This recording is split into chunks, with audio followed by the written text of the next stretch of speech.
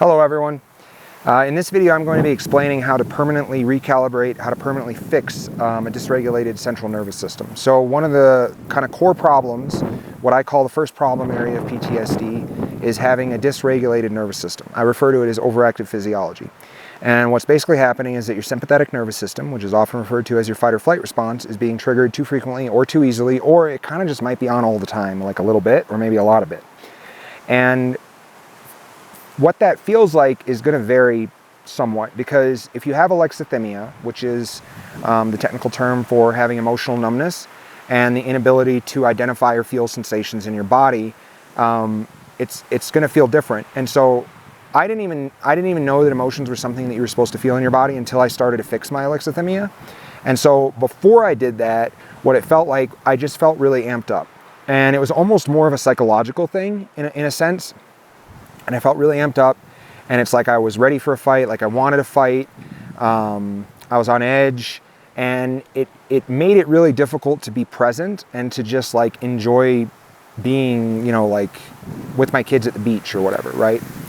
And then once I started to heal my alexithymia and I started to get my emotions back and I was able to start to feel the sensations in my body, then came being able to feel the panic, the anxiety, that nervous energy. It'll build up to a point, like for me, it would feel like I wanted to crawl out of my skin, like I had like a million ants crawling around inside my body. And so that's what it feels like when it's happening. But the downstream symptoms of this are pretty significant, because what's happening is your sympathetic nervous system is in emergency mode. And so if your sympathetic nervous system isn't on, then you're in your parasympathetic nervous system, and only one of those systems can be on at a time. And your parasympathetic nervous system is your rest and digest system. And so that's where most people are most of the time. That's where you want to be most of the time, because when your sympathetic nervous system is activated, you get a dump of adrenaline, your heart rate increases, your breathing increases, your blood pressure increases, and your digestion slows or stops. And after about 10 minutes, you get your cortisol levels start to go up, and that's the stress hormone. And so if you think about like being triggered, like, you know, every 30 minutes or 45 minutes or hour, 2 hours throughout the day, that's going to wreak havoc on your body. And some of the main symptoms of that would be like sleep disturbance. So it's very difficult, if not impossible, to fall asleep if your body is preparing or has already prepared for a fight. And so that's probably like the big one with this, because like chronic sleep deprivation, like you take a normal healthy person, right, that hasn't experienced trauma and doesn't have any other issues, and you just sleep deprive them the way that a person with PTSD is sleep deprived, and they're going to develop all kinds of health issues, right? Because it affects your hormone levels, it affects your mood, it messes, like it can, I really feel like sleep deprivation can contribute to depression. And so that like lack of sleep, that chronic sleep deprivation, like really messes with a person's quality of life. And then the other big thing that it does that I don't really see many people talking about is because your digestion is slowed or stopped, it really messes with your gut health. And so I know a lot of guys I deployed with that have constipation or IBS or diarrhea, and it's because I think it's because of that overactive sympathetic nervous system. And actually that is one of the symptoms listed on various websites, and I think it's even talked about in one of the videos. But I'm going to link, what I suggest you do is go and do a little bit of learning about the sympathetic nervous system. So I'm going to link a few articles and a few videos down in the description below, and I'd kind of just go watch those just to kind of wrap your mind around like what the sympathetic nervous system is and what some of the symptoms are of having an overactive sympathetic nervous system. And so that's the problem. And the way that I like to conceptualize it is with this analogy.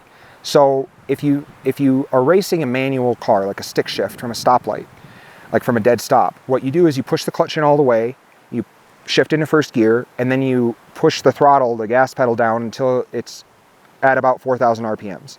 And that way, as soon as the light turns green, all you have to do is drop the clutch, you'll do a little burnout, and then as the tires gain traction, you push the gas pedal down the rest of the way, and then you proceed to shift through the gears up to, you know, 6th, 7th, 8th, 9th if you're one of the Fast and the Furious movies, right?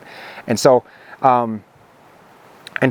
what your body has basically done, your body, mind, you have basically shifted your idle point from, like, most cars are like 700 RPMs, let's say, and it's basically taken your idle point and shifted it up to 4,000. So you're always ready to go. You're basically always poised so that you're ready all the time.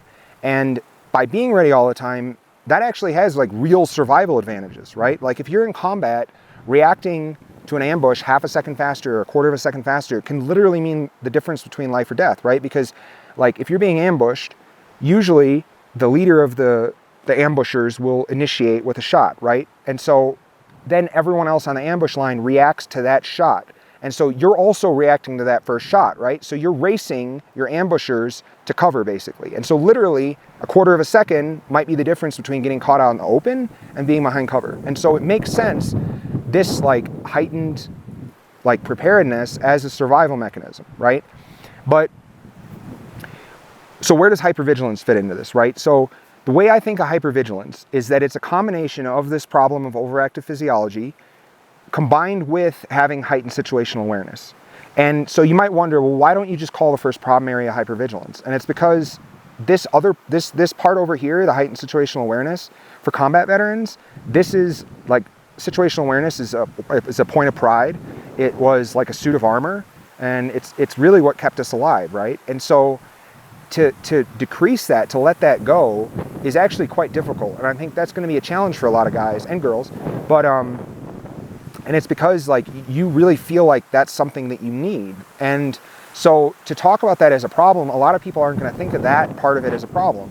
But if you're not sleeping, if you're having digestive issues, if you're feeling like you're going to crawl out of your skin, those are problems.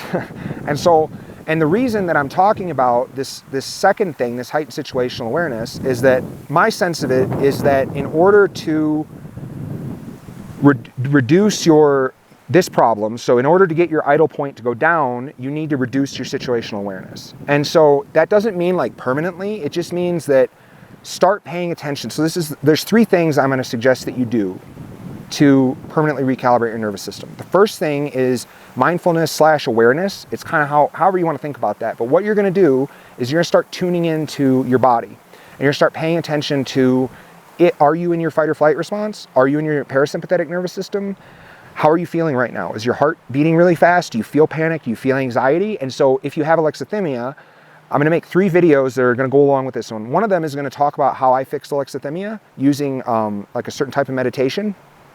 And so my sense of it is you have to start tuning in and paying attention to how you're feeling, one, but also how you're using your attention.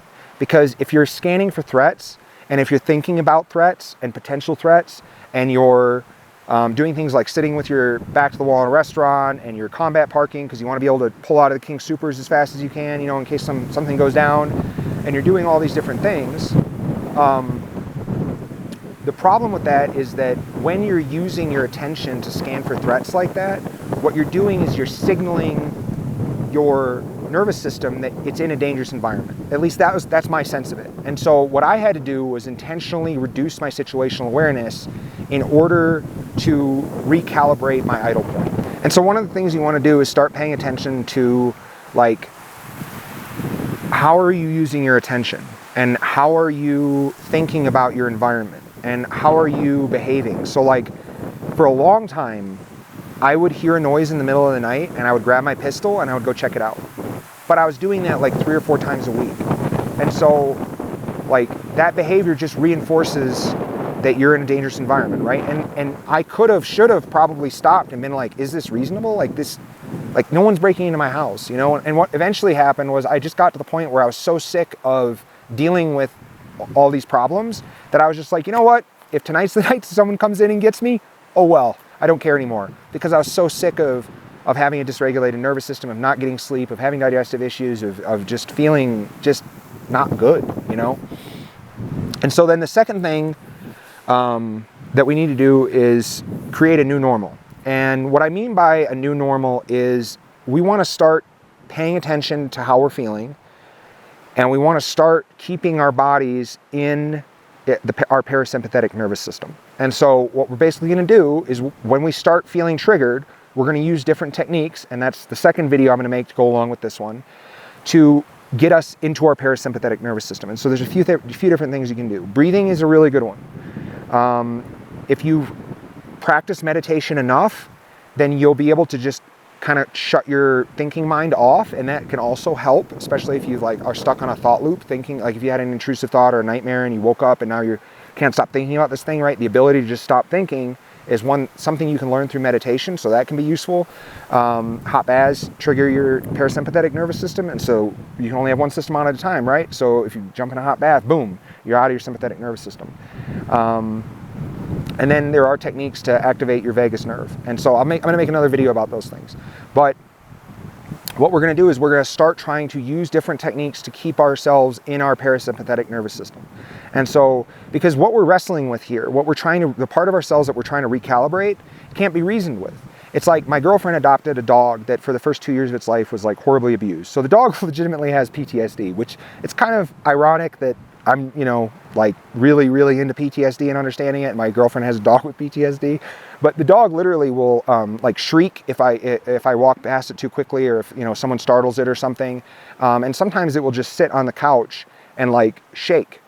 And it's because its fight or flight response has been activated, right? And it has all that nervous energy, but there's nowhere for that nervous energy to go because it's just sitting there. It's not fighting and it's not flighting. And so the dog just shakes with that nervous energy. And there's actually a video, I haven't watched it in a while, but I just remembered, but I'll link it in the description. And it's basically like this helicopter chases a polar bear and they tranquilize it from the helicopter, right? And then as the polar bear is waking up, it shakes. And what it's doing is it's letting off all of that nervous energy from the adrenaline and from being chased by a helicopter, right? And then I think the commentator says something about, and then the polar bear got up and went on to lead a normal life or something like that, right? Which I thought was kind of funny because it's like, did they do like a 6-month follow-up to see if they had traumatized the bear? Maybe the bear is laying in its cave having like Nam-style flashbacks every time it hears a helicopter, chugga, chugga, chugga, chugga, like the beginning of Apocalypse Now or something, who knows? I'm just being funny. I'm sure the bear's fine. But so when we have all that nervous energy, right, we have to find ways to get rid of it. For one, if it's been built up, and so we can use breathing, we can use exercise, rhythmic movement, just like moving our arms and stuff, just anything to kind of let go of that nervous energy and just kind of dissipate it, right? And also bring ourselves into our parasympathetic nervous system. And part of this creating this new normal is you have to have a conversation with yourself. And this is going to happen over the course of months about how tuned into your environment do you really want to be? Do you really need to be? Because if you're at the same level that you were when you were deployed to combat and you're like living in suburbia, like if you're just like getting your kids from school and taking them to like soccer and picking up some groceries and whatever, you probably don't need to be at that same level, right? Like it's probably not reasonable, especially if it's coming at the cost of your well-being, of your lived experience. And so that's something every person's gonna have to figure out for themselves, because maybe you still live in a dangerous environment or you have a dangerous job. And so you're gonna need to figure out like, how do you balance that, right? And the thing is, I'm not saying that you need to just like live with your head up your ass. Like, if I pull into a gas station and there's some shady dudes and it's like late at night, like I'm gonna have heightened situational awareness. And if, I'm pulling up to a stoplight behind a car at night, and again, like maybe it's a sketchy neighborhood, maybe there's some, weird looking dudes hanging out or whatever, I'm gonna leave enough space behind that car so I can just pull around if I need to, right? I'm not gonna let myself get blocked in. And that's just like kind of common sense, right? So there's like different levels of like how far down do you want to go depending on the situation, right? And you can always turn it back on when you need it. It's just, do you want to live at that level all the time? Do you want to have your RPMs at 4,000 because it's hard on the engine, right? And so I'm going to tell you 2 stories. So the first story, actually let me tell you 3 stories. So the first story, before I joined the Army, I was like 16, and me and my buddies signed up for a paintball war. Not a tournament, but like a war. So it's like 100 versus 100, red team versus blue team. And so the first part of the day, red team would defend an objective, and then the second part of the day, blue team would defend an objective. And it went over the course of I think a 3-day weekend. It was really, really fun. It was like the only time I really like played paintball. We just like went, like rented guns and like had fun with it. And of course, there were the dudes that looked like they were in SEAL Team 6 that were there and everything. But actually, like the dudes that took it really seriously actually kind of made it more fun, because there was like a van that they'd put a turret on somehow. I don't know. And it looked like the A-Team van basically. And they had like 2 fully automatic like paintball guns in the turret on this thing. And so that was hilarious. Like this thing, because it's like we were walking down this road one time and this thing just like is like driving on the road below and like sees us and slams on the brakes, and the turret gunner just like opens up. Oh, it was hilarious. But it was good times. But so at the end of this, I'm standing in my buddy's living room, and like right off the living room, they had a chest freezer, and his mom closed the lid on the chest freezer, and I literally like almost hit the floor. And it was because for like 2 or 3 days, I've been walking around, really tuning in my environment, really waiting, right? Because when you start getting shot at, you just drop. And the faster you drop, the less likely you are to get shot. So literally like fractions of a second count, right? And so I had like developed like this kind of heightened situational awareness, overactive physiology, maybe a little bit, I don't know, hypervigilance, where I had developed an exaggerated startle response just from playing paintball. And it was just because my mind and body had just adapted to having to react really quickly, right? And so I'm not saying I got PTSD from that. Like, I went back to normal after a few days, but my body and my mind and everything had adjusted, right, to react as quickly as possible. So the second story I want to tell you is I was hiking here in Colorado recently, like a month or two ago, and I was on this trail, and it kind of like sort of reminded me of Afghanistan just a little bit. And it wasn't the case where like it reminded me and then I was triggered or whatever. It wasn't that. Like, I've been watching every single one of my thoughts for like years now, so it wasn't that. It was, I decided that I chose to play a little game with myself, and I was like, I'm gonna pretend that I'm on a patrol in Afghanistan. Not to the point where I was like pretending I was carrying a rifle and everything, but I just started trying to pretend that I was in Afghanistan, tried to bring that feeling back. I started scanning for threats, and what happened was I started like feeling like my body was like connecting to the environment, and I felt my physiology like turning on. Like, I felt my sympathetic nervous system kind of kicking on, and I felt myself tuning in. And after about a minute of that, I was like, I'm good. Like, I was happy with the experiment at that point. But it's like that shift of like feeling yourself like tuned into every single sound and every movement and everything, and it just requires so much energy, and it just shifts your experience so much. And so the reason I'm telling those two stories is I want you to start understanding kind of what you're dealing with, right? Because if you're really tuned into your environment like that, like, that's something that you can pay attention to. And so it might not be that you're scanning for threats. It might just be that you're really like tuned in, right? And turned on, but in a way that's like keeping your sympathetic nervous system like going, right? And then the last story I want to tell you is, so this is a good segue into the third thing that we have to do. So the third thing that we have to do is what I call hardcore recalibration, right? So we're going to start paying attention to everything that's going on in our body, the way we're thinking about the environment, the way we're perceiving the environment, how we're using your attention, all these different things, right? The second thing we're going to do is start creating a new normal. And then the third thing that we're going to do is we're going to try to, what I call hardcore recalibration. And so what I did was I used meditation, like hours and hours and hours of meditation, to basically, I feel that was how I permanently shifted my idle point from like, say, 4,000 RPMs back down to like 700, right? And it took me about 4 or 5 months, and I was meditating about 4 to 5 days out of the week. And the days that I did meditate, I would meditate probably an average of about 3 hours a day, but sometimes as much as 4 or 5. And I did that over the course of 4 or 5 months. And by the end of that, I was noticeably calmer, and my nervous system was like in way better shape. And what I didn't realize was that I still had a ways to go with it. And so if I maintained that effort, I think I could have got to like where it eventually would take me like another year, 18 months, something like that, maybe 2 years, to really get like good, like where my digestive tract is like healthy, and I'm sleeping through the night really well, and like all that, right? Like that took time. Like after that 4 to 5 month period. And I think if I had sustained that level of effort, I could have got there faster. So like, cause I was stumbling through this was trial and error, right? And so meditation was how like the main tool that I used to like, what I feel like made a permanent recalibration. So I call it the hardcore recalibration, right? Because creating a new normal also contributes to the recalibration.